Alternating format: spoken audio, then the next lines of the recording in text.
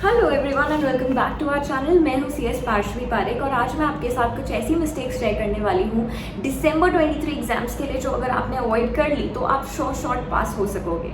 So the first mistake is to avoid ICSI study material usually, क्योंकि हम लोग हमारे सर के नोट से पढ़ रहे होते हैं या कोई फैकल्टी के नोट से पढ़ रहे होते हैं। हम ICSI का जो स्टडी मटेरियल है वो बहुत बार इग्नोर करते हैं, specially for new syllabus students. Please बिल्कुल भी लाइटली मत लेना, क्योंकि अल्टीमेटली जो आपका क्वेश्चन पेपर बनता है वो ICSI के स्टडी मटेरियल से ही तो बनता है ना। यस और नो?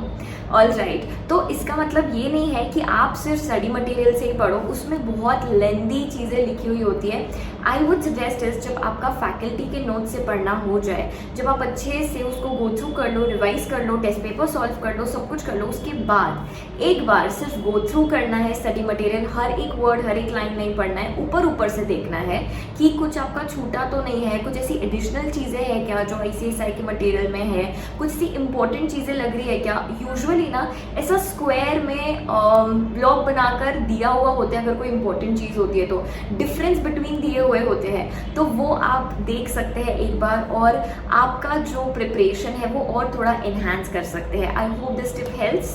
ये वाला जो अटेम्प्ट है दिसंबर 2023, it is a golden attempt and why am I saying this will be the first attempt of new syllabus.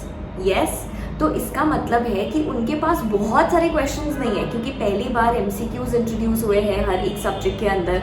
तो you will be at a better position कि आप क्या करें, आप उसका एडवांटेज कैसे ले सकते हैं। ये गलती बिल्कुल भी मत करना कि अरे न्यू सिलेबस है तो फिर पेपर चेकिंग बहुत ईजी होगी, या फिर आपको ज़्यादा कुछ नहीं पढ़ना है, थोड़ा थोड़ा पढ़ोगे तो चल जाएगा, एक सब्जेक्ट तो कम हो चुका है तो और ईजी हो गया है। ऐसा बिल्कुल नहीं है। अगर आप ओल्ड सिलेबस के हो तो stick to that and study old syllabus thoroughly, और अगर आप न्यू सिलेबस के हो तो मेक श्योर कि आप जितना भी आपका सिलेबस है वो अच्छे से पढ़े। It is a golden attempt. Obviously उनके पास इतने सारे क्वेश्चंस नहीं है, तो जहाँ से भी आपको क्वेश्चंस मिले आपको सॉल्व करने हैं। आप पास्ट एग्जाम पेपर्स रेफर कर सकते हैं। साथ ही अगर मार्केट में कोई ऐसी ऑनलाइन बुक्स है जो आप जिससे प्रैक्टिस कर सकते हो for CAFM and other subjects I am talking about, तो आप वो परचेस करके वो खुद से सॉल्व कर सकते हो।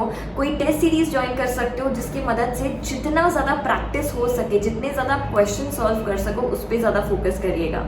Yes. And last mistake is जो ज़्यादातर स्टूडेंट्स करते हैं, वो लोग ये सोचते हैं यार बहुत टाइम है अभी तो दिसंबर को, अभी तो 4-5 मंथ्स बचे हुए हैं, हमारा तो आराम से हो जाएगा।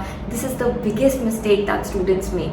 एंड फॉर दैट अगर आपको चाहिए कि आप एक रिदम में रहो तो अभी से ही आपको जो लेक्चर्स हैं वो कंटिन्यूड रखने हैं। लेक्चर्स देखिए, लेक्चर्स को रिवाइज करिए कि उसमें क्या पढ़ाया था, कैसे पढ़ाया था, इंपॉर्टेंट चीज़ें मार्क करिए। जितना ज़्यादा आप रिविजन करोगे उतना ज़्यादा बेहतर रहेगा। ऐसा नहीं है कि एक बार पढ़ लिया और हमारा तो पढ़ना हो चुका है। नो यू गाइस, आपको जितनी ज़्यादा रिविजन हो सके उस पर फोकस करना है। ज़्यादातर स्टूडेंट्स की रिविजन ही नहीं हो पाती है, और यही मेन रीज़न है जिसकी वजह से कभी कभार हमारा अटेम्प्ट दूसरे अटेम्प्ट में, तीसरे अटेम्प्ट में कन्वर्ट हो जाता है। सो ये 3 बातों का अगर आप ध्यान रखेंगे तो I am sure you will be at a better position.